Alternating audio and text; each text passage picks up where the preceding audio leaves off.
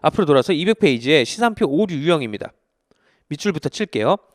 시산표상이 차변 합계와 대변 합계가 일치한다고 해서 시산표가 정확하게 작성되었다고 단정 지을 수는 없다. 그 아래 1, 2, 3, 4 다 이렇게 하신 다음에 별 표시 한 다음에 말문제라고 적어주세요. 자, 지금 1, 2, 3, 4예요. 4개예요. 여러분들 시험 문제 내기 아주 좋습니다. 이 중에 하나만 바꾸든지 하면은 어떻게 해요? 그게 답이 되는 거예요. 자, 아직 밑줄 치지 마시고요. 차변과 대변이 밑줄이요. 동시에 누락. 그 아래는 중복 기록되는 경우. 그 아래는 계정 과목을 잘못 분류. 그 아래는 우연히 같은 금액의 오류. 다시요. 동시에 누락. 중복 기록되는 경우. 계정 과목을 잘못 분류. 우연히 같은 금액의 오류. 이러한 경우라고 한다면은 시산표를 작성했다 하더라도 왼쪽과 오른쪽 금액이 똑같기 때문에 여러분들이 오류를 발견할 수가 없습니다. 만약에 오류가 발견됐어요. 이런 거 빼고 뭐 숫자가 안 맞아서 오류가 발견됐어요. 그러면은 밑에서 두 번째 줄 가운데 부분부터 밑줄 칩니다. 오류가 발생한 경우에는 시산표, 총계정 원장, 보조 원장, 전표, 거래 증빙의 역순.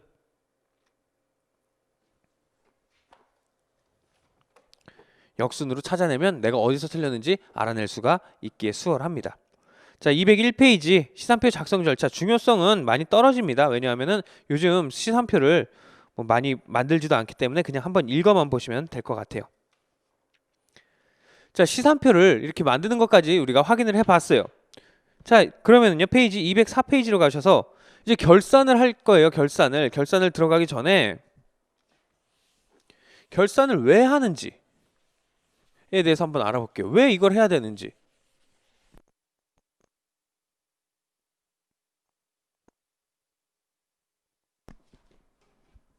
자, 조금 전에 말씀드렸던 내용 중에 이런 게 있었어요. 내가 2020년도에 회사를 운영하는 데 있어가지고 내가 돈을 미리 낼 수도 있고요. 나중에 낼 수도 있어요. 간단한 예로 우리 보험을 가입을 해요. 무슨 일이 있을지 몰라서 보통은 보험을 미리 가입을 합니다. 나중에 가입하는 보험도 요즘에 나왔다고 하는데 그런 건 좀 얘기를 빼놓고요. 자, 내가 무슨 일이 있기 전에 사고가 나기 전에 미리 보험을 가입해서 사고가 나면 큰 돈을 받는 거고, 만약에 사고가 안 나면 다행이구나 하는 게 보험이에요. 근데요, 보험을 하루하루 단위로 가입하지는 않을 거예요. 오늘 하루 동안 내가 사고가 나면은 자동차 사고가 나면은 그거에 대해서 보험금 주세해서 오늘 가입하고 하루치 내고 선급으로 내죠. 또 내일 돼가지고 또 나 오늘 보험 가입해서 만약에 내가 사고가 나면 보험금을 주세요 하고 오늘 아침에 가입하고 또 다음날 가입하고 하루마다 가입을 하진 않아요. 보통 1년 단위로 1년 이상씩 가입을 해요. 1년 이상 가입을 하면서 돈을 미리 냅니다. 그래서 내가 만약에 10월 1일 날 1년치 거 보험을 가입을 했어요. 그러면은 10월 1일 날 가입을 하면 1년 치면 언제예요? 2021년 자동차 보험 2021년 9월 30일까지가 내가 만약에 자동차 보험을 가입했다면 이때까지가 보험 혜택을 받을 거고요. 나는 돈은 이때 냈습니다. 2020년 10월 1일에. 그러면은 난 2020년도에 보험료로 쓴 금액은 얼마예요? 다시 내가 2020년도에 보험료로 쓴 금액은 얼마예요? 다시 내가 2020년도에 보험료 때문에 발생한 금액이 얼마예요? 발생한 금액은 얼마요? 3개월치만입니다. 3개월치. 12개월치가 아닌 3개월치만 썼어요.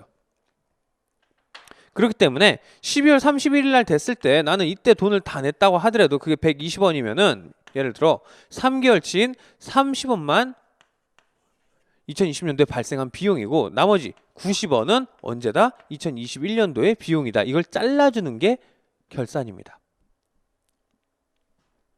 반대의 경우들도 있겠죠. 돈을 나중에 낸다면 이때 30원만큼 쓴 거는 비용으로 잡아주는 분계도 들어가야 됩니다. 자, 밑줄 치고 예제 보도록 할게요. 네모 1번 발생주의 회계. 옆에다가 페이지 27페이지라고 적어주시고요. 우리 27페이지에서 발생주의 한번 배웠습니다. 자, 두 번째 문단요. 회사에서는 기중의 편의를 위하여 현금주의로 회계 처리를 하였다가 결산 조정을 통해서 기말에만 발생주의 회계로 전환하는 경우가 많다. 실질적으로 돈이 120원이 보험료가 10월 1일 날 나갔을 때 이때 어떻게 해요? 현금 120원 빠져나간 거 분계 처리하고 보험료 120원 비용 처리하겠죠. 그거를 다시 12월 30일 날 잡아주자 이 얘기예요.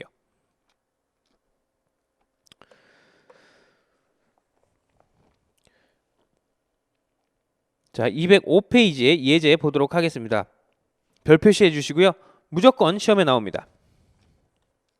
내용은 조금 어려우니까 제가 한번 설명을 다시 드리도록 하겠습니다. 자, 제조업을 영위하는 주식회사 3일은 이자 수익을 일단 미수 이자 계정에 기록한다. 단기에 현금으로 수취한 이자 수익 30만 원이며 전기 말에 미수 이자는 10만 원이었다. 단기 말 기준으로 미수 이자를 계산한 결과 미수 이자는 15만 원이었다. 3일의 손익계산상 인식할 이자 수익은 얼마인가? 선수이자 등은 없다. 무슨 말인지 전혀 모르겠죠. 한번 보도록 할게요.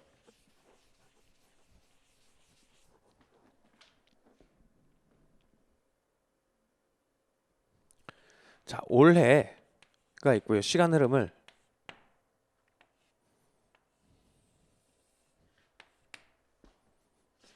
작년, 내년 이렇게 있습니다. 제조업을 영위하는 주식회사 3일은요. 미자 수익을 일단 미수이자에 기록을 한대요. 미수이자 계정에 기록을 한대요. 무슨 말이에요? 아직 받지 않은 이자라는 거예요. 내가 돈을 받아야 되는데 아직 받지 않았어요. 근데 단기에 현금으로 수취한 이자 수익은 30만 원이래요. 단기 올해 내가 현금으로 받은 거. 현금 수입이 얼마요? 현금 이자 수입이 얼마요? 30만 원이었어요. 근데요. 전기말 괄호 열고 단기초는 같은 말이에요. 요때 전기말 단기초 요때는 어떻게 돼요? 미수이자가 10만 원이에요. 아직 안 받은 이자가 10만 원이래요. 자, 그럼 봅시다. 전기에 돈을 받았는데 계속해서 못 받은 이자가 10만 원이 있었어요. 그 상태로 넘어왔습니다. 근데 나는 올해 이자라고 해서 나한테 와서 돈을 주고 간 게 30만 원이에요. 그럼 이 30만 원 안에는 내가 올해 발생한 내 이자도 있을 테고 올해 때문에 내가 받은 이자도 있을 테고요. 작년이든 아니면 재작년이든 예전서부터 못 받아온 이자가 있을 거예요. 못 받아온 이자 10만 원이 먼저 들어왔다고 봅니다.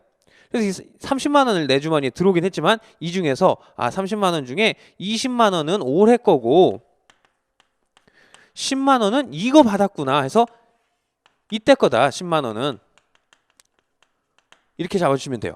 현금이 30만 원 들어왔지만 난 올해 이자로 내가 발생한 거는 얼마다? 이자 수익은 10만 원 전에 걸 못 받은 거는 퉁쳐준 거고 20만 원만 내 이자다. 올해 이자다. 계속해서 읽습니다. 단기 말 기준으로 미수이자를 계산한 결과 이때요. 올해 말 기준으로 12월 31일 날 미수이자를 다시 계산해 봤어요. 나 아직까지도 못 받은 돈 얼마인지 계산을 해보니까 얼마래요? 15만 원이래요. 15만 원. 15만 원. 주식회사 3일이 손익계산서에 인식할 이자 수익은 얼마인가? 선수이자 등은 없다. 봐봐요. 30만 원이 들어왔는데 그 중에 작년에 못 받은 것 때문에 10만 원은 없어지고요. 올해 때문에 내가 받은 돈은 20만 원이겠구나 라고 생각을 했어요. 근데 또 12월 말에 추가적으로 내가 못 받은 이자가 15만 원이 더 있대요. 이때 언제든 발생을 했는데 올해 안에 발생을 했는데 못 받은 거겠죠. 왜냐? 못 받은 거 지금까지 기초에 못 받았던 거는 내가 올해 줬으니까 현금 수입 30만 원 받으면서 전에 못 받은 거 여기로 퉁쳐해서 주고 20만 원만 남아 있었는데 추가적으로 또 못 받은 게 15만 원이래요. 그러면은 나는 올해 단기에 내가 발생한 이자는 20만 원과 또 추가로 발생은 했지만 못 받은 15만 원을 더해주면 되겠죠. 35만 원이 어떻게 된다? 올해의 이익이다. 무슨 이익? 이자 수익. 어떤 이자 수익? 발생주의로 계산한 이자 수익입니다.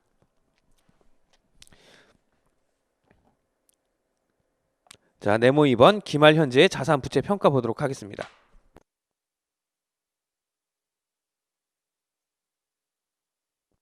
자, 우리요 재무 상태표를 보면은 자산이든 부채든 쭉 적어주는데 거기 안에 제가 이렇게 표현을 한다는 게 있었어요. 대표적인 게 뭐가 있었죠? 대손충당금. 뭐요? 내가 돈을 받아야 되는데요. 못 받을 거라고 떼일 거라고 생각하는 거예요. 떼일 돈. 내가 10,000원을 받아야 되는데요. 외상매출금으로. 이 중에요. 나는 경험상 봤더니 10,000원을 매번 다 못 받는 거예요. 맨날 3%는 떼어요. 그럼 난 300원만큼 못 받을 거예요. 라고 보여주는 요 작업이요. 또 뭐 있었어요? 우리요. 재고자산이 있었었는데요. 재고자산 가지고 있었었는데요. 이거 내가 10,000원짜리였는데요. 내년부터는 훨씬 더 좋은 제품이 나와가지고 이거 시장에서 10,000원에 못 팔 것 같아요. 가격이 뚝 떨어졌어요. 그때 공책 7을 설명드렸어요. 이거 10,000원 못 받을 것 같고요. 10,000원 주고 산 건데 10,000원도 못 받고 팔면 팔수록 손해예요. 하나당 7,000원밖에 못 받을 것 같아요. 라고 생각을 해서 3,000원만큼은 미리 까줍니다. 뭐요? 재고자산 평가충당금. 이러한 식으로 12월 말이 됐을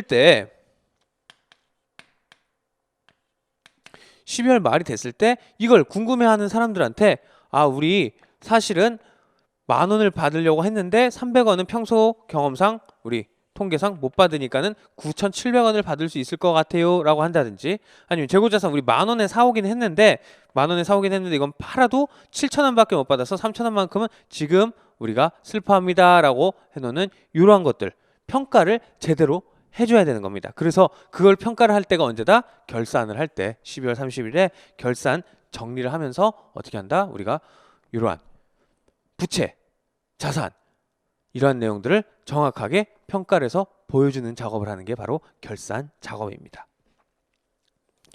자, 이렇게 하는 자세한 내용들은 다음 시간부터 같이 공부해 볼 거예요. 이번 시간에는 우리 왜 결산을 하는지, 발생주에 따라서 다음에 받을 거, 다음에 낼 거, 미리 낸 거, 미리 받은 거 이런 거에 대해서 정리를 한번 해주고, 그리고 12월 말에 제대로 이 숫자들을 보여주는 작업을 하자. 그 어떻게 하는지는 다음 시간에 9가지 중에 하나하나씩 다 디테일하게 다시 공부를 해보도록 하겠습니다. 자, 이번 시간 강의는 여기서 마무리 짓도록 하겠습니다. 여러분 고생 많으셨습니다. 감사합니다.